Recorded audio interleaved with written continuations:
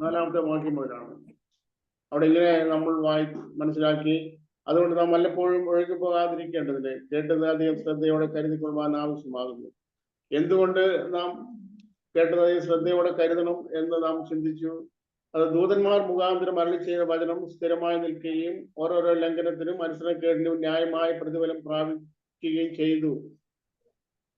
അങ്ങനെയെങ്കിൽ കർത്താവ് താൻ പറഞ്ഞു തുടങ്ങിയതും ദൈവം അടയാളങ്ങളാലും അത്ഭുതങ്ങളാലും വീതിപ്രവൃത്തികളാലും തന്റെ ഇഷ്ടപ്രകാരം പരിശുദ്ധാത്മാവിനെ നൽകിക്കൊണ്ട് സാക്ഷി എന്നതും കേട്ടവർ നമുക്ക് ഉറപ്പിച്ചു തന്നതുമായി ഇത്ര വലിയ രക്ഷ ഗണ്യമാക്കാനുമായി നമ്മ ഇങ്ങനെ തെറ്റിയൊഴി.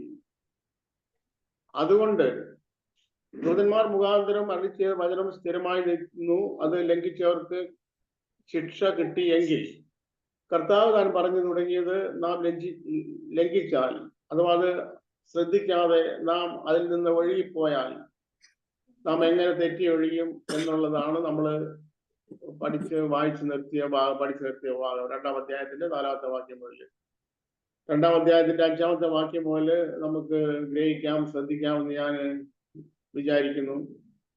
അവിടെ 5-ാമത്തെ വാക്യത്തില് ഇങ്ങനെ എഴുതിയിരിക്കുന്നത്: നാം പ്രസ്താവിക്കുന്ന ഭാവി ലോകത്തെ അവൻ ദൂതന്മാർക്കല്ലല്ലോ കീഴ്പ്പെടുത്തിയത്. നാം ഒരു ഭാവി ലോകത്തെ കുറിച്ചുള്ള പ്രതീക്ഷയിലും പ്രത്യാശയിലുമാണ് ആയിരിക്കുന്നത്. ഈ ലോകം വളരെ വേഗം നശിച്ചു പോകുമെന്നും എന്നേക്കും നിലനിൽക്കുന്ന ഒരു നിത്യമായ രാജ്യം വരുമെന്നും നാം പ്രത്യാശയോടെ കാത്തിരിക്കുന്നു. ഈ ലോകത്തിന് 3 പ്രാവശ്യമെങ്കിലും ഈ ലോകം ശിക്ഷിക്കപ്പെട്ടതായിട്ട് നാം കാണുന്നുണ്ട്. അത് ലോകത്തെക്കുറിച്ച് പത്രോസിന്റെ ലേഖനത്തിലൊക്കെ നാം വായിക്കുമ്പോൾ പുരാതന ലോകം എന്ന ലോകത്തെക്കുറിച്ച് പ്രതിപാദിക്കുന്നു, ഇപ്പോഴത്തെ ലോകം എന്ന ലോകത്തെക്കുറിച്ച് പ്രതിപാദിക്കുന്നു, വരുവാനുള്ള ലോകമെന്നും പ്രതിപാദിക്കുന്നു. അങ്ങനെ 3 ഒരേ ലോകം തന്നെ അതിന്റെ 3 അവസ്ഥയിൽ പ്രതിപാദിക്കുന്നതാണ് 3 ഇപ്പോഴത്തെ ലോകമെന്നും വരുവാനുള്ള ലോകമെന്നും പുരാതന ലോകമെന്നും ഒക്കെ പറയുന്നത്. ഈ ലോകം തന്നെയാണ്, ഈ ഭൂമി തന്നെയാണ്. എന്നാൽ അതിന്റെ 3 വിധമായ അവസ്ഥകൾക്ക് വന്ന മാറ്റങ്ങളെ ഉദ്ദേശിച്ചാണ് അവിടെ 3 ലോകങ്ങൾ എന്ന് അവിടെ പറഞ്ഞിരിക്കുന്നത്. പുരാതന ലോകം എന്ന ഈ ലോകം തന്നെ പുരാതന ലോകം എന്ന് ഉണ്ടായിരുന്നു. അതായത് മനുഷ്യന്റെ സൃഷ്ടിപ്പിന് മുൻപ് ഉൽപ്പത്തി പുസ്തകം 1-ാം അധ്യായം 1-ാമത്തെ വാക്യം തുടങ്ങുമ്പോൾ ആദിയിൽ ദൈവം ആകാശം ഭൂമി സൃഷ്ടിച്ചു എന്നുള്ള ഒരു സൃഷ്ടിപ്പിനെ കുറിച്ചുള്ള തുടക്കമാണ് അവിടെ കാണുന്നത്. ആദിയിൽ ദൈവം. അപ്പൊ ദൈവം ആദ്യം സൃഷ്ടിച്ച കാര്യം സമയമാണ് എന്ന് അതിൽ നമുക്ക് വ്യക്തമാകും. ആദി എന്നൊരു പരാമർശം കാണാം. ആദി എന്ന് പറഞ്ഞാൽ അനാദി എന്നുള്ള കാര്യം അവസാനിച്ചു, ഒരു തുടക്കം തുടങ്ങി. അതായത് നമുക്കിങ്ങനെ ചിന്തിക്കാം, ഒരു ചത്തുപോയ അഥവാ ഓടിക്കൊണ്ടിരിക്കാത്ത ഒരു ക്ലോക്ക്, ഒരു ടൈം പീസ്, നമ്മളതിനകത്ത് ബാറ്ററി ഇട്ട് കീ കൊടുത്ത് അത് ഓടാൻ തുടങ്ങി എന്നുള്ളത് പോലെ കാലമില്ലാതിരുന്ന കാലം, അതിനുശേഷം ദൈവം ആദി എന്നൊരു സ്റ്റാർട്ടിങ്, ഒരു ബിഗിനിങ് തുടങ്ങി. സമയത്തിന്റെ ഒരു തുടക്കം, അതായിരുന്നു ദൈവത്തിന്റെ ആദ്യം തുടങ്ങിയത്. സമയമാണ് ആദ്യം സ്റ്റാർട്ട് ചെയ്തത്. ആ സമയം സ്റ്റാർട്ട് ചെയ്തത് എപ്പോഴാണോ, ആ സമയം അവസാനിക്കുന്നത് എപ്പോഴാണോ, അതിന്റെ മധ്യത്തിലുള്ള സംവിധാന ക്രമങ്ങളാണ് നാം മനുഷ്യരും മൃഗങ്ങളും ഈ പ്രപഞ്ചവും ഒക്കെ ഇങ്ങനെ ആയിരിക്കുന്നത്. എന്നാൽ ഈ സമയത്തിന് ശേഷം, ഈ സമയം തുടങ്ങുന്നതിന് മുൻപ് എന്തായിരുന്നോ, എങ്ങനായിരുന്നോ അതുപോലെ ഉള്ള നിത്യത എന്നുള്ള ഒരു സംവിധാന ക്രമം ആരംഭിക്കും എന്ന് ദൈവത്തിന്റെ വചനത്തിൽ നമുക്ക് മനസ്സിലാക്കാൻ കഴിയും. അതുകൊണ്ട് തന്നെ നമ്മുടെയൊക്കെ ജീവിതം, ഈ പ്രപഞ്ചം, ഇതെല്ലാം ഈ സമയത്തിന്റെ തുടക്കത്തിന്റെയും സമയത്തിന്റെ അവസാനത്തിന്റെയും മധ്യത്തിലുള്ള ഈ കാലഘട്ടത്തിലാണ് ഉള്ള കാര്യങ്ങളെ കുറിച്ചാണ് നമ്മൾ പ്രതിപാദിച്ചുകൊണ്ടിരിക്കുന്നത്. ഇപ്പൊ പുരാതനമായ ഒരു ലോകം ഉണ്ടായിരുന്നു. ഈ ലോകം സൃഷ്ടിക്കപ്പെട്ടപ്പോൾ ഇങ്ങനെ അല്ലായിരുന്നു എന്ന് നമുക്ക് ദൈവത്തിന്റെ വചനത്തിൽ ഗ്രഹിക്കാൻ കഴിയും. അതായത് ഉൽപ്പത്തി പുസ്തകം 1-ാം അധ്യായത്തിലെ സൃഷ്ടിപ്പിനെ കുറിച്ച് പറയുമ്പോൾ ആദ്യം ദൈവം ആകാശം ഭൂമി സൃഷ്ടിച്ചു, ഭൂമി പാഴിശൂന്യമായിരുന്നു എന്ന് നമ്മൾ ഒരു പദപ്രയോഗം കാണുന്നു. ഭൂമി പാഴിശൂന്യമായിരുന്നു. എന്നാൽ പാഴിശൂന്യമായിട്ടല്ല ദൈവം ഭൂമിയെ സൃഷ്ടിച്ചത്. നേരെ മറിച്ച് അത് യെശയ്യാ പ്രവചനമൊക്കെ നാം വായിക്കുമ്പം വൃഥാവായിട്ടല്ല, പാർപ്പിനായിട്ട് ഇത്രയും അവൻ അതിനെ സൃഷ്ടിച്ചത് നമുക്ക് കാണുന്നുണ്ട്. എന്ന് മാത്രമല്ല, ജ്ഞാനികളുടെ ജ്ഞാനി ആയിരിക്കുന്ന ശലോമോൻ പറഞ്ഞിരിക്കുന്നത് ദൈവത്തിന്റെ പ്രവൃത്തികളൊക്കെയും ശാശ്വതമാണ്, അതിനോടൊന്നും കൂട്ടേണ്ട ആവശ്യമില്ല, ഒന്നും കുറയ്ക്കാനുമില്ല. അങ്ങനെ ശാശ്വതനായ ദൈവം ശാശ്വതമായ ഒരു പ്രവൃത്തി ചെയ്യുമ്പോൾ അതിനോടൊന്നും കൂട്ടാനോ കുറയ്ക്കാനോ ഇല്ല. എന്നാൽ നാം ഉൽപ്പത്തി പുസ്തകം വായിക്കുമ്പോൾ ഭൂമി പാടിശൂന്യമായിരുന്നു എന്ന് നാം കാണുന്നു. എന്നാൽ പാടിശൂന്യമായിരുന്നതല്ല, പാടിശൂന്യമായിട്ട് സൃഷ്ടിപ്പല്ല ദൈവം നടത്തിയത്, ഭൂമി പാടിശൂന്യമായി പോയതാണ് എന്ന് നമുക്ക് ഗ്രഹിക്കാൻ തക്ക കാര്യങ്ങളും ദൈവജനത്തിൽ നമ്മൾ പരിധിയാൽ നമുക്ക് കണ്ടെത്താൻ കഴിയും. അതെന്തോ ആകട്ടെ, അത് ലൂസിഫറിന്റെ വീഴ്ചയാണെന്നും ഒരു കൂട്ടര് അതിനെക്കുറിച്ച് പ്രസ്താവിക്കുന്നുണ്ട്. അത് നമ്മുടെ ഈ ലോകത്തിലെ നമ്മുടെ ദൈവഹിതപ്രകാരം ജീവിക്കാനുള്ള നമ്മുടെ ആവശ്യകത അല്ലാത്തത് കൊണ്ട് അതിലേക്ക് നമുക്ക് കടക്കേണ്ട ആവശ്യമില്ല. എന്നാൽ ഭൂമി പാടിശൂന്യമായി തീർന്നു, ആഴത്തിന്റെ മേലെ ഇരുളുണ്ടായിരുന്നു, ദൈവത്തിന്റെ ആത്മാവ് വെള്ളത്തിന് മീതെ പരിവർത്തിച്ചുകൊണ്ടിരുന്നു എന്ന് നമ്മൾ അവിടെ കാണുന്നുണ്ട്. അപ്പൊ പുരാതന ലോകം എന്ന് പറഞ്ഞാൽ മനുഷ്യന്റെ സൃഷ്ടിപ്പ് മുതൽ ഉള്ള കാര്യത്തെയാണ് അപ്പോസ്തലൻ പത്രോസ് പുരാതന ലോകം എന്ന് ഉദ്ദേശിക്കുന്നത്. നമുക്ക് പത്രോസിന്റെ ലേഖനത്തിൽ നമുക്ക് ഗ്രഹിക്കാൻ കഴിയും. പുരാതന ലോകത്തെ ദൈവം ആദരിച്ചില്ല എന്ന് അവിടെ എഴുതിയിരിക്കുന്നു. ഈ ലോകത്തിന് ഒരു 3 വിധമായ പണിഷ്മെന്റുകൾ ഉണ്ടായതായി, ശിക്ഷ ഉണ്ടായതായിട്ട് നമ്മൾ ദൈവത്തിന്റെ വചനത്തിൽ കാണുന്നു. അത് ഒന്നാമത് ഞാൻ പറഞ്ഞ പോലെ ലൂസിഫറിന്റെ വീഴ്ച കൊണ്ട് ദൈവം ഈ ലോകം ഇങ്ങനെ ആയിപ്പോയി. രണ്ടാമത് ആദി മനുഷ്യനായ ആദാമിന്റെ വീഴ്ച കൊണ്ട് ഭൂമിക്ക് വളരെ മാറ്റങ്ങൾ സംഭവിച്ചു. ഭൂമിയിൽ മുള്ളും പറക്കാരെ മുളയ്ക്കാനിടയായി. എന്നാൽ അതിന് ശേഷം ഭൂമിയിലുള്ള സകല മനുഷ്യരും വഴിതെറ്റിപ്പോയത് കൊണ്ട് ദൈവം ജലപ്രളയം വരുത്തി. അങ്ങനെ ജലപ്രളയത്താൽ ഈ ലോകത്തെ നശിപ്പിക്കാൻ ഇടയായി തീർന്നു. ഇങ്ങനെ 3 പ്രാവശ്യമെങ്കിലും ഈ ഭൂമി നശിപ്പിക്കപ്പെട്ടു. ഇനി അതേ വചനത്താൽ ഈ ലോകം, ഇപ്പോഴത്തെ ഈ ഭൂമി തീക്കാട്ട് സൂക്ഷിച്ചിരിക്കുന്നു എന്ന് നാം കാണുന്നുണ്ട്. എന്നാൽ അതിൻ്റെയൊക്കെ അപ്പുറമായിട്ട് നാം പ്രസ്താവിക്കുന്ന ഒരു ഭാവി ലോകമുണ്ട്. ആ ഭാവി ലോകം ഏതാണ് എന്ന് നാം വായിക്കുമ്പോൾ വെളിപ്പാട് ദിവസം 21-ാം അധ്യായത്തിന് 1-ാമത്തെ വാക്യത്തിൽ നാം ഇങ്ങനെ കാണുന്നു: ഞാൻ പുതിയ ആകാശവും പുതിയ ഭൂമിയും കണ്ടു. 1-ാമത്തെ ആകാശവും 1-ാമത്തെ ഭൂമിയും ഒഴിഞ്ഞുപോയി, സമുദ്രവും ഇനിയില്ല. അപ്പോ നാം പ്രസ്താവിക്കുന്ന ഒരു ഭാവി ലോകം, അത് ഈ ലോകത്തെ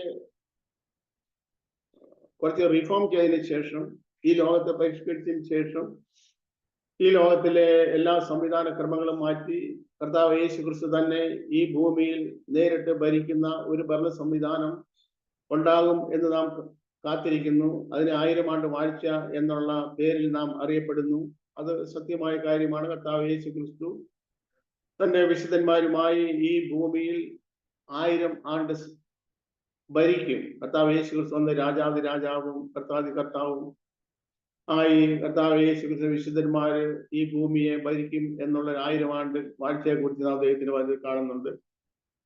എന്നാൽ നാം കാത്തിരിക്കുന്നത് പത്രോസിന്റെ ലേഖനം 2 പത്രോസ് 3-ാം അധ്യായത്തിൽ നാം വായിക്കുന്നു: എന്നാൽ നാം അവന്റെ വാഗ്ദത്ത പ്രകാരം നീതി വസിക്കുന്ന പുതിയ ആകാശത്തിനും പുതിയ ഭൂമിക്കുമായി കാത്തിരിക്കുന്നു.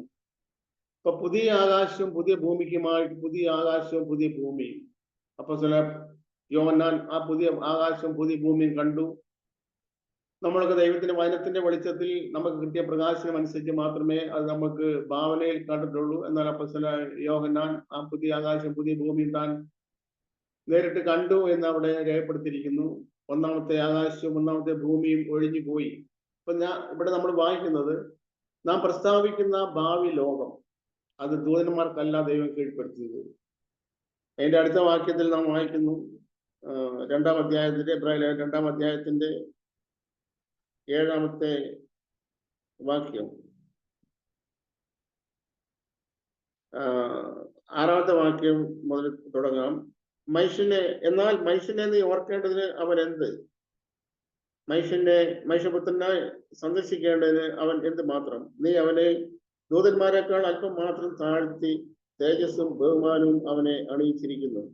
നിന്റെ കൈകളുടെ പ്രവൃത്തികൾക്ക് നീ അവനെ അധിപതിയാക്കി. 6-7 വാക്യങ്ങളാണ് ഞാൻ വായിച്ചത്. എന്നാൽ മനുഷ്യനെ ഓർക്കേണ്ടതിന് അവൻ എന്ത്? മനുഷ്യനെ ഓർക്കേണ്ടതിനാണ് എന്താ, നീ അവനെ ദൂതന്മാരെക്കാൾ അല്പം മാത്രം താഴ്ത്തി സൃഷ്ടിച്ചെന്ന് എഴുതിയിരിക്കും. ദൂതന്മാരെ ദൈവം സൃഷ്ടിച്ചപ്പം ദൂതന്മാർ പൂർണ്ണരായിരുന്നു എന്ന് നമ്മൾ വായിക്കുന്നു. യശയ്യാപ്രവചനം വായിക്കുന്നുണ്ട്. അവര് ദൂതന്മാരെ കുറിച്ച് വായിക്കുന്നത് അവര് സൗന്ദര്യ സമ്പൂർണരും ജ്ഞാന സമ്പൂർണരുമായിരുന്നു എന്ന് നമ്മൾ ഒരു പരാമർശത്തോടെ കാണുന്നുണ്ട്. ദൂതന്മാരെ സൃഷ്ടിച്ചപ്പോൾ ലൂസിഫർ, വിശേഷിച്ച് ലൂസിഫറിനെ കുറിച്ച് പറഞ്ഞത് നീ ജ്ഞാന സമ്പൂർണനായിരുന്നു, സൗന്ദര്യ സമ്പൂർണനായിരുന്നു. ഇപ്പം ദൈവം ദൂതന്മാരെ സൃഷ്ടിച്ചത് മനുഷ്യനേക്കാൾ കുറച്ചുകൂടെ ഉന്നതമായ അവസ്ഥയിലായിരുന്നു. അതുകൊണ്ട് തന്നെ ദൂതന്മാര് പാപം ചെയ്തപ്പോൾ ദൈവം അവരെ ആദരിച്ചില്ല. ദൂതൻ പാപം ചെയ്തപ്പോൾ ദൈവം അവനെ മനുഷ്യനെ പോലെ പിന്നെ റിഫോം ചെയ്തിട്ടില്ല, പരിഷ്കരിച്ച് രൂപാന്തരപ്പെടുത്താൻ ദൈവം ശ്രമിച്ചില്ല. ദൈവം അവരെ ഒഴിവാക്കി കളഞ്ഞു, പിശാചായി തീർന്നു എന്നെല്ലാം നമുക്ക് കാണാൻ കഴിയുന്നുണ്ട്. അപ്പൊ ദൂതന്മാരെക്കാൾ അല്പം താഴ്ത്തിയാണ് ദൈവം മനുഷ്യനെ സൃഷ്ടിച്ചത്. ദൂതന്മാര്, ഞാൻ പറഞ്ഞല്ലോ, ദൂതന്മാര് മനുഷ്യരെക്കാൾ അവർ ജ്ഞാന സമ്പൂർണരായിരുന്നു, സൗന്ദര്യ സമ്പൂർണരായിരുന്നു. വിശേഷിച്ച് ലൂസിഫറിനെ കുറിച്ചുള്ള പരാമർശം അങ്ങനെയാണ് നാം കാണുന്നത്. അപ്പൊ മനുഷ്യനെ സൃഷ്ടിച്ചത് ഈ ഭൂമിയിലെ മണ്ണ് കൊണ്ടാണ്, പൊടി കൊണ്ടാണ്. എന്നാൽ ദൂതന്മാരെ സൃഷ്ടിച്ചത് ഭൂമിയിലെ മണ്ണ് കൊണ്ടല്ല, പൊടി കൊണ്ടല്ല. അതുകൊണ്ട് തന്നെ ദൂതന്മാര് മനുഷ്യരെക്കാൾ സൃഷ്ടിപ്പിൽ അവര് ശ്രേഷ്ഠരായിരുന്നു നമുക്ക് കാണാൻ കഴിയും. എന്നാൽ മനുഷ്യനെ സൃഷ്ടിച്ചത് ദൂതന്മാരെക്കാൾ അല്പം മാത്രം താഴ്ത്തി മണ്ണ് കൊണ്ടാണ് ദൈവം മനുഷ്യനെ സൃഷ്ടിച്ചത്. അവരെ അതുകൊണ്ട് തന്നെ നീ മനുഷ്യനെ ഓർക്കേണ്ടതിനാണ് എന്ത്, മനുഷ്യത്തിനെ വിചാരിക്കേണ്ടതിനാണ് എന്ത് മാത്രം നീ അവനെ ദൂതന്മാരെക്കാൾ അല്പം മാത്രം താഴ്ത്തി തേജസ്സും ബഹുമാനവും നീ അവനെ അണിയിച്ചിരിക്കുന്നു. ദൂതന്മാർക്ക് ഇല്ലാതിരുന്ന തേജസ്സും ബഹുമാനവും ദൈവം മനുഷ്യനെ അണിയിച്ചിരിക്കുന്നു എന്നവിടെ നമുക്ക് കാണുന്നുണ്ട്. അതിൽ 8-ാമത്തെ വാക്യത്തില് നീ അവനെ നിന്റെ കയ്യിലുള്ള പ്രവൃത്തികൾക്ക് നീ അവനെ അധിപതിയാക്കി സകലവും അവന്റെ കാൽക്കീഴാക്കിയിരിക്കുന്നു എന്ന് ഒരുവൻ ഒരിടത്ത് സാക്ഷ്യം പറയുന്നു. സകലതും അവന് കീഴാക്കിയതിൽ ഒന്നിനെയും കീഴ്പ്പെടുത്താതെ വിട്ടിട്ടില്ല. എന്നാൽ ഇപ്പോൾ സകലവും അവന് കീഴ്പ്പെട്ടതായി കാണുന്നില്ല. കീഴ്പ്പെടുത്താൻ വേണ്ടി ദൈവം പറഞ്ഞിരുന്ന എല്ലാത്തിനെയും മനുഷ്യൻ കീഴ്പ്പെടുത്തി. മനുഷ്യപുത്രൻ കീഴ്പ്പെടുത്തി എന്ന് പറഞ്ഞ കർത്താവ് യേശു ക്രിസ്തുവിനെ കുറിച്ചാണ് അവിടെ ഉദ്ദേശിക്കുന്നത്. കർത്താവ് യേശു ക്രിസ്തു സകലത്തെയും കീഴ്പ്പെടുത്തി. മരണത്തെ പോലും കർത്താവ് യേശു ക്രിസ്തു കീഴ്പ്പെടുത്തി. ആദിമനുഷ്യൻ ആദാമിനോട് ദൈവം പറഞ്ഞിരുന്നു, നീ സകലത്തെയും കീഴ്പ്പെടുത്തി അടക്കി വാഴണം എന്ന് പറഞ്ഞിരുന്നു. ഭൂമിയിൽ എഴയുന്ന എഴുജാതികളുമേല്, ആകാശത്തിൽ പറക്കുന്ന പർവ്വജാതികളുമേല്, സകല ഭൂജന ജന്തുക്കളുമേലും വാഴുവീൻ എന്ന് ദൈവം കൽപ്പിച്ചു. എന്നാൽ ആ ആദ്യ മനുഷ്യനായ ആദാമിന് സകലത്തെയും കീഴടക്കി അതിന്റെ മേൽ ആധിപത്യം ഉള്ളവനായി വാഴാൻ കഴിഞ്ഞില്ല. എന്നാൽ കർത്താവ് യേശുക്രിസ്തു ഈ ഭൂമിയിൽ വന്നപ്പം യേശുക്രിസ്തു സകലത്തെയും തന്റെ കാൽ കീഴാക്കി, മരണത്തെയും തന്റെ കാൽ കീഴാക്കി എന്ന് നാം ദൈവത്തിന്റെ വചനത്തിൽ നിന്ന് നമുക്ക് ഗ്രഹിക്കാൻ കഴിയുന്നുണ്ട്. എന്നാൽ ഇവിടെ രണ്ടാമത് പറഞ്ഞിരിക്കുന്നു, എന്നാൽ ഇപ്പോൾ സകലം അവന് കീഴ്പ്പെട്ടതായി കാണുന്നില്ല. ദൈവം മനുഷ്യനോട് കീഴ്പ്പെടുത്താൻ പറഞ്ഞിരുന്ന എല്ലാ കാര്യങ്ങളും മനുഷ്യൻ കീഴ്പ്പെടുത്തിയതായിട്ട് ഇപ്പം കാണുന്നില്ല. യേശുക്രിസ്തു സകലത്തെയും കീഴ്പ്പെടുത്തി. എന്നാൽ ആ യേശുക്രിസ്തു കീഴ്പ്പെടുത്തിയതെല്ലാം യേശുക്രിസ്തുവിന് കീഴടങ്ങി ആകണമെങ്കിൽ യേശുക്രിസ്തുവിന്റെ ശരീരമാകുന്ന സഭ, അഥവാ നാം ഓരോരുത്തരും, ദൈവമക്കളായി തീർന്ന ഓരോരുത്തരും, നാമും യേശുക്രിസ്തുവിനെ പോലെ സകലത്തെയും കീഴ്പ്പെടുത്തി കഴിയുമ്പോൾ മാത്രമേ സകലതും അവന് കീഴ്പ്പെട്ടതായി കാണുന്നുള്ളൂ, കീഴ്പ്പെട്ടു എന്ന് പറയാനും കഴിയത്തുള്ളൂ. അത് എപ്പോൾ സംഭവിക്കും? കൊരിന്ത്യലേഖനത്തിൽ 1 കൊരിന്ത്യർ 5-ാം അധ്യായത്തിൽ നാം വായിക്കുന്നു, ഈ ദ്രവത്വമുള്ള അദ്രവത്തെ അവകാശമാക്കണം, ഈ മർത്യമായത് അമർത്യത്തെ ധരിക്കണം, അപ്പോൾ മരണം നീങ്ങി ജയം വന്നിരിക്കുന്നു എന്ന് എഴുതിയ വചനം നിവൃത്തിയാകും. അങ്ങനെ ഒരു സമയം അതിവിദൂരമല്ലാതെ നമ്മുടെ മുമ്പിൽ ആഗതമായിക്കൊണ്ടിരിക്കുന്നു. നമ്മുടെ ഈ മർത്യമായത് അമർത്യത്തെയും ഈ ദ്രവത്വമുള്ളത് അദ്രവത്തെയും അവകാശമാക്കുന്ന ഒരു ദിവസം വരുന്നുണ്ട്. അന്ന് ഈ എഴുതിയ വചനം നിവൃത്തിയാകും. അതുവരെ മരണത്തെ മനുഷ്യനെ കീഴ്പ്പെടുത്താൻ കഴിഞ്ഞിട്ടില്ല. എന്നാൽ അന്ന് മരണത്തെ കീഴ്പ്പെടുത്തും. നമ്മൾ യേശയ്യാ പ്രവചനത്തിലൊക്കെ ആ ഭാഗം കാണുന്നുണ്ട്. അത് അന്ന് കർത്താവ് യേശു ക്രിസ്തു മരണത്തെ കീഴ്പ്പെടുത്തിയ പോലെ സകലതും അവരെ കീഴ്പ്പെട്ടതായി അന്ന് സംഭവിക്കും. ഇനി അതിൻ്റെ അടുത്ത വാക്യം നമ്മളിങ്ങനെ വായിക്കുന്നു, 9-ാമത്തെ വാക്യം. എങ്കിൽ ദൈവകൃപയാൽ എല്ലാവർക്കും വേണ്ടി മരണം ആസ്വദിക്കാൻ ദൂതന്മാരിലും അല്പം ഒരു താഴ്ച വന്നവനായ യേശു മരണം അനുഭവിച്ചതുകൊണ്ട് അവനെ മഹത്വവും ബഹുമാനവും അണിഞ്ഞവനായി നാം കാണുന്നു. അതിന്റെ അടുത്ത വാക്യം, 10-ാമത്തെ വാക്യം. സകലത്തിനും ലാക്കും സകലത്തിനും കാരണഭൂതനും ആയവൻ അനേകം പുത്രന്മാരെ തേജസ്സിലേക്ക് നടത്തുമ്പോൾ അവരുടെ രക്ഷാനായകനെ കഷ്ടാനുഭവങ്ങളാൽ തികഞ്ഞവനാക്കുന്നത് യുക്തം ആയിരുന്നു. അവിടെ നമ്മൾ വായിച്ചു കേട്ട 10-ാമത്തെ വാക്യം വിശേഷിച്ച് 10-ാമത്തെ വാക്യം നാം വായിച്ചത് സകലത്തിന്റെ ലാക്കും സകലത്തിനും കാരണഭൂതനമായവൻ. അത് നമ്മുടെ കർത്താവ് യേശു ക്രിസ്തുവാണ്. യേശു ക്രിസ്തു സകലത്തിന്റെയും ലാക്ക് എന്ന് പറയുന്നത് സകലത്തിന്റെയും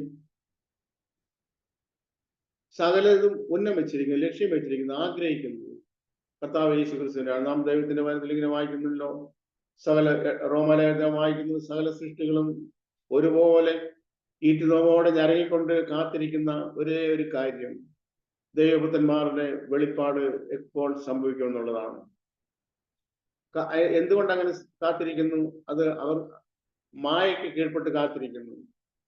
അതിന്റെ കാരണം എന്താണ്? ഈ ദൈവപുത്രന്മാരുടെ വെളിപ്പാടിനാൽ മാത്രമേ, വെളിപ്പെടുന്ന സമയത്ത് മാത്രമേ അവർക്കും സ്വാതന്ത്ര്യം ഉണ്ടാകത്തുള്ളൂ. അതുവരെ സകലതും മായയ്ക്ക് കീഴ്പ്പെട്ടിരിക്കുന്നു, സകലതും ദ്രവത്വത്തിന് കീഴ്പ്പെട്ടിരിക്കുന്നു. നമുക്കറിയാമല്ലോ, ഏതൊരു വസ്തു ഇന്ന് ഈ പ്രപഞ്ചത്തിന് കീഴിലുള്ള എല്ലാ വസ്തുക്കളും ദ്രവത്വമുള്ളവയാണ്. ഓരോ കാലം കഴിയുന്തോറും, കാലഘട്ടം കഴിയുന്തോറും, പല ദിവസങ്ങൾ കഴിയുന്തോറും, വർഷങ്ങൾ കഴിയുന്തോറും ഏത് വസ്തുവാണെങ്കിലും അതിന് ദ്രവത്വം സംഭവിച്ചുകൊണ്ടിരിക്കുന്നുണ്ട്. അപ്പൊ അങ്ങനെ ദ്രവത്വം ഇല്ലാത്ത, ഈ ദ്രവത്വമുള്ളത് അദ്രവത്വത്തെ പ്രാപിക്കുന്ന ഒരു സമയം വരുന്നുണ്ട്. ആ സമയത്തെ കുറിച്ചാണ് എല്ലാ സൃഷ്ടികളും ഒരുപോലെ ഈറ്റുനോവോടെ ഞരങ്ങിക്കൊണ്ടിരിക്കുന്നത്. അത് ദൈവപുത്രന്മാരുടെ വെളിപ്പാടിൽ മാത്രമേ, വെളിപ്പാട് ദൈവപുത്രന്മാർ തേജസ്സോടെ വെളിപ്പെടുന്ന കാലത്ത് മാത്രമേ അത് സംഭവിക്കത്തുള്ളൂ. അത് വളരെ വേഗത്തിൽ സംഭവിക്കും. അപ്പോൾ ആണ് ഈ പറഞ്ഞിരിക്കുന്ന കാര്യം നിറവേറുന്നത്.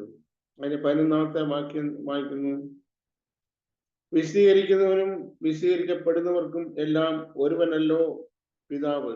അത് ഹേതുവായി അവനവരെ സഹോദരന്മാരെന്ന് വിളിപ്പാൻ ലജ്ജിക്കാതെ ഞാൻ നിന്റെ നാമത്തെ എന്റെ സഹോദരന്മാരുടെ കീർത്തിക്കും സഭാമധ്യേ ഞാൻ നിന്നെ സ്തുതിക്കും എന്നും ഞാൻ അവനിൽ ആശ്രയിക്കുമെന്നും ഇതാ ഞാൻ ദൈവം എനിക്ക് തന്ന മക്കളും എന്നും പറയുന്നു.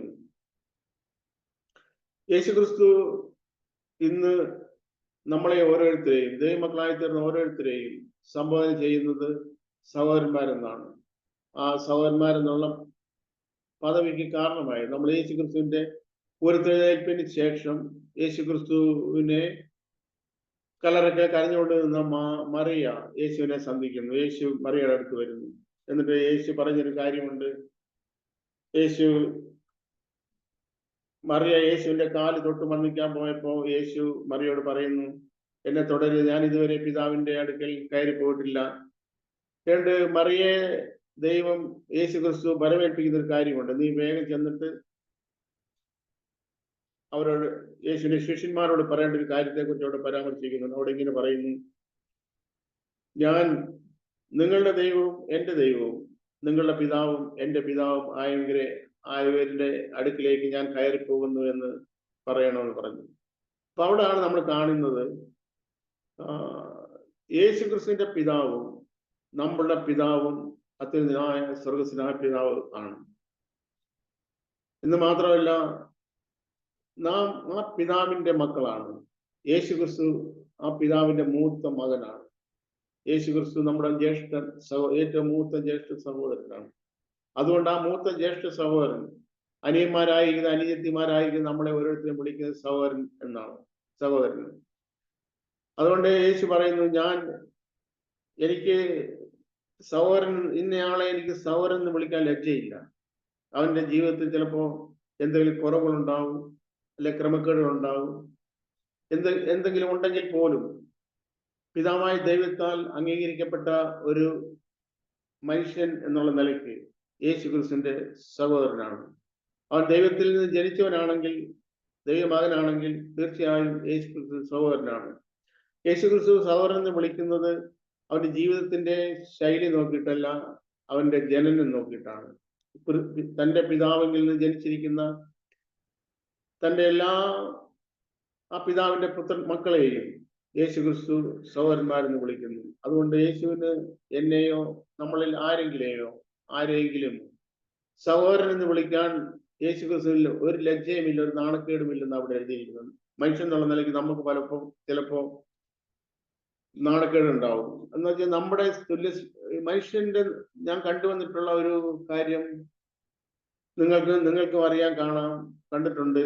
അതായത് മനുഷ്യന്റെ പ്രശ്നം തുല്യമായ സ്റ്റാറ്റസ് ഇല്ലാത്ത, തുല്യമായ യോഗ്യതകളില്ലാത്ത പലരെയും അംഗീകരിക്കാൻ പലർക്കും വിഷമമുണ്ട്. അവരെന്റെ ഇന്നയാളാണ്, ഇന്ന സഹോദരനാണ് അല്ലെങ്കിൽ സഹോദരിയാണ് എന്ന് പറയണമെങ്കിൽ അല്പമല്ലാത്ത എന്തെങ്കിലും വിശേഷമായ കാര്യം അവരുടെ ജീവിതത്തിൽ ഉണ്ടായിരിക്കണം. അല്ലെങ്കിൽ പ്രശംസിക്കത്തക്ക എന്തെങ്കിലും ഒരു കാരണം ഉണ്ടെങ്കിൽ വളരെ പെട്ടെന്ന് നമ്മൾ മനുഷ്യൻ എന്നുള്ള നിലയ്ക്ക് വളരെ പെട്ടെന്ന് പറയാം, അത് എന്റെ ഇന്നാരാണെന്ന് പറയും. എന്നാൽ യേശുവിനെ കുറിച്ച് അങ്ങനല്ല പറഞ്ഞിരിക്കുന്നത്. നമ്മുടെ ജീവിതത്തിൽ എന്തെങ്കിലും അപാകതകൾ ഉണ്ടെങ്കിൽ പോലും ആ അപാകതകളെ അവഗണിച്ചിരിക്കുന്നു എന്നല്ല ഞാൻ പറഞ്ഞൊരു താല്പര്യം. ആ എല്ലാ കുറവുകളും ഉള്ളപ്പോൾ തന്നെ യേശു ക്രിസ്തു നമ്മളെ സഹോദരൻ എന്ന് വിളിക്കാൻ യേശുവിൻ്റെ ലജ്ജയില്ല, യേശു ലജ്ജിക്കുന്നില്ല. സഭാമധ്യേ ഞാൻ നിന്നെ ഘോഷിക്കും. 12ാമത്തെ വാക്യത്തിൽ എഴുതിയിരിക്കുന്നത്, ഞാൻ നിന്റെ നാമത്തെ എൻ്റെ സഹോദരന്മാരോട് കീർത്തിക്കും, സഭാമധ്യേ ഞാൻ നിന്നെ സ്തുതിക്കും എന്നും ഞാൻ അവനിൽ ആശ്രയിക്കുമെന്നും ഇതാ ഞാനും ദൈവം എനിക്ക് തന്ന മക്കളും എന്നും പറയുന്നു. അടുത്ത വാക്യം ഇങ്ങനെ എഴുതിയിരിക്കുന്നു, മക്കൾ ജഡരക്തങ്ങളോട് കൂടിയവർ ആകൊണ്ട് അവനും അവരെ പോലെ ജഡരക്തങ്ങളോട് കൂടിയവനായി മരണത്തിന്റെ അധികാരിയായ പിശാചിനെ തന്റെ മരണത്താൽ നീക്കി ജീവപര്യന്തം മരണഭീതിയിൽ അടിമകളായിരുന്നവരെ ഒക്കെയും വിടുവിച്ചു. ദൈവത്തിന്റെ മക്കളായി തീർന്നിരിക്കുന്ന നാം ഓരോരുത്തരും ഇന്ന് നമ്മൾ ജഡരക്തങ്ങളോട് കൂടിയവരായിട്ടാണ് ആയിരിക്കുന്നത്. നമ്മുടെ ആത്മാവിൽ ആണ് നാം വീണ്ടും ജന്മം പ്രാപിച്ച്, നമ്മുടെ ആത്മാവാണ് ദൈവത്തിന്റെ ആത്മാവിനോട് ബന്ധിക്കപ്പെട്ടിരിക്കുന്നത്. നാം ഈ ലോകത്തിൽ വസിക്കുന്നിടത്തോളം കാലം എല്ലാവരും ജഡത്തിലാണ് വസിക്കുന്നത്. അപ്പൊ അങ്ങനെ ശരീരത്തിൽ നാം വസിക്കുന്നത് കൊണ്ട് നമ്മെപ്പോലെ നമുക്കൊരു മാതൃകയായി യേശു ക്രിസ്തു ആയിരുന്നുവെങ്കിൽ നമ്മളെപ്പോലെ ഒരുവനായി ഈ ഭൂമിയിൽ വന്നെങ്കിൽ മാത്രമേ സാധ്യമായിരുന്നുള്ളൂ. അതുകൊണ്ട് തന്നെ യേശു ക്രിസ്തു ഭൂമിയിൽ വന്നപ്പോൾ യേശു ക്രിസ്തുവിന് ആദാമിൽ ലഭിച്ച പൈതൃകമായി എല്ലാ മനുഷ്യർക്കും ലഭിച്ചിരുന്ന ഒരു ജഡം യേശുവിനില്ലായിരുന്നു, നല്ലൊരു ശരീരം യേശുവിനുണ്ടായിരുന്നു. യേശു ക്രിസ്തുവിന്റെ ശരീരം എന്ന് പറയുന്നത്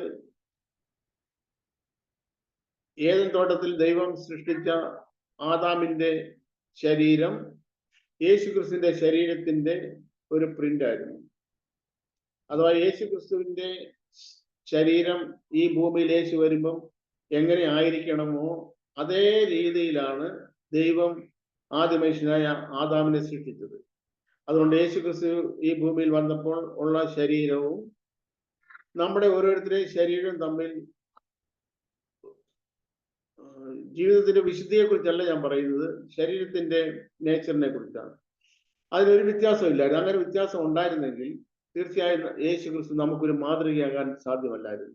യേശു ക്രിസ്തു ഭൂമിയിൽ വന്നപ്പോൾ ഒരേ സമയത്ത് തന്നെ പൂർണ്ണ മനുഷ്യനുമായിരുന്നു, പൂർണ്ണ ദൈവവുമായിരുന്നു. യേശു ക്രിസ്തു ദൈവമായിട്ട് മാത്രമാണ് ഈ ഭൂമിയിൽ വന്നിരുന്നതെങ്കിൽ ആ യേശു ക്രിസ്തു നമുക്കൊരു മാതൃകയാകാൻ സാധ്യമായിരുന്നില്ല. കാരണം യേശു ക്രിസ്തു പാപത്തെ ജയിച്ചത്, യേശു ക്രിസ്തു ദൈവത്തിന്റെ ഇഷ്ടം ചെയ്ത് ഈ ഭൂമിയിൽ ജീവിച്ചത് യേശു ക്രിസ്തു ദൈവം ആയിരുന്നത് കൊണ്ടല്ല, നേരെ മറിച്ച് അണുവിട വ്യത്യാസമില്ലാതെ ദൈവത്തെ അനുസരിക്കുക വഴിയായിരുന്നു. നമുക്കും ഈ ഭൂമിയിൽ ദൈവത്തെ പ്രസാദിപ്പിച്ച് ജീവിക്കണമെങ്കിൽ യേശു ദൈവത്തെ എങ്ങനെ പ്രസാദിപ്പിച്ചോ അതുപോലെ തന്നെ നാമും ദൈവത്തെ അനുസരിക്കുന്നവരായി ജീവിച്ചാൽ മാത്രമേ യേശുവിനെ പോലെ ആയി ദൈവത്തെ പ്രസാദിക്കുന്നവരായി തീരാൻ കഴിയത്തുള്ളൂ. അതുകൊണ്ട് ആർക്കും ഒരു ഒഴിവൊഴിവും പറയാനില്ലാത്ത പോലെ യേശു ക്രിസ്തു എന്നെ പോലെ നമുക്ക് തുല്യനായി നാം മുന്നോട്ട് വരുമ്പോൾ നമ്മൾ കാണുന്നുണ്ട്, നമുക്ക് തുല്യനായി പരീക്ഷിക്കപ്പെട്ടു എന്നൊക്കെ. യേശു ക്രിസ്തുവിന്റെ ഒരു ശരീരം, ദൈവം ഒരു ശരീരം ഒരുക്കിയിരുന്നു. നമ്മൾ ദൈവത്തിന്റെ മനസ്സിൽ ഇങ്ങനെയാണല്ലോ വായിക്കുന്നത്. അവൻ ഭൂമിയിൽ വരുമ്പോൾ പറഞ്ഞത്, അനനയാവും ഭോജനയാവും നീ ഇച്ഛിച്ചില്ല, അതിൽ പ്രസാദിച്ചുമില്ല. അപ്പോൾ ഞാൻ പറഞ്ഞു, ഇതാ ഞാൻ വരുന്നു, പുസ്തകത്തിനുള്ളിൽ എന്നെ കുറിച്ച് എഴുതിയിരിക്കുന്നു, ദൈവമേ നിന്റെ ഇഷ്ടം ചെയ്യാൻ ഞാൻ വരുന്നു എന്ന് പറഞ്ഞുകൊണ്ടാണ് യേശു ക്രിസ്തു ഈ ഭൂമിയിൽ വന്നത്. അപ്പൊ ദൈവത്തിന്റെ ഇഷ്ടം ചെയ്യാൻ ഒരു ശരീരം ആവശ്യമായിരുന്നു യേശുവിന്. ദൈവത്തിന് ഇഷ്ടം ചെയ്യാൻ ഈ ഭൂമിയിൽ ദൈവത്തിന് ഇഷ്ടം ചെയ്യണമെങ്കിൽ നമുക്കും ഒരു ശരീരം ആവശ്യമാണ്. കാരണം നമ്മുടെ ശരീരത്തിൽ കൂടെ ആണ് ദൈവത്തിന്റെ ആത്മാവിന്റെ പ്രവർത്തനം ഈ ഭൂമിയിൽ മറ്റുള്ളവർക്ക് ദൃശ്യമായി കാണാൻ കഴിയുന്നത്. യേശു അങ്ങനെ ആയിരുന്നു. യേശുവിന് നമ്മെപ്പോലെ ശരീരം ഉണ്ടായിരുന്നു. നമ്മെപ്പോലെ ഒരു മനുഷ്യനായി ഈ ഭൂമിയിൽ ജീവിച്ചത് കൊണ്ട് യേശു ക്രിസ്തു നമുക്കും ഒരു മാതൃകയായിരിക്കാൻ കഴിഞ്ഞു. യേശു ക്രിസ്തു ദൈവമായിരുന്നത് കൊണ്ടല്ല, നമ്മെപ്പോലെ മനുഷ്യനായി തന്നെ യേശു ക്രിസ്തു ഈ ഭൂമിയിൽ വന്നുവെങ്കിലും ദൈവത്തിന്റെ സമ്പൂർണമായ ഇഷ്ടം യേശു ചെയ്തു, ദൈവത്തെ പ്രസാദിപ്പിച്ചു. അങ്ങനെ നമുക്കും ദൈവം ഒരു ശരീരം ഒരുക്കിയിരിക്കുന്നു. ആ ശരീരം ഒരുക്കിയിരിക്കുന്നതുകൊണ്ട് നമുക്ക് യേശുവിനെ പോലെ തന്നെ നമുക്കും ദൈവത്തെ പ്രസാദിപ്പിച്ചുകൊണ്ട് ഈ ലോകത്തിൽ ജീവിക്കാൻ ദൈവം ഇട തരട്ടെ എന്ന് ആശംസിച്ചുകൊണ്ട് ഭാഗം നിർത്തുന്നു. അടുത്ത ഭാഗം ദൈവം അനുവദിച്ചാൽ നമുക്ക് അടുത്ത ക്ലാസ്സിൽ ചിന്തിക്കാം. ദൈവം എല്ലാവരെയും സമൃദ്ധിയായി അനുഗ്രഹിക്കട്ടെ. ആമേൻ.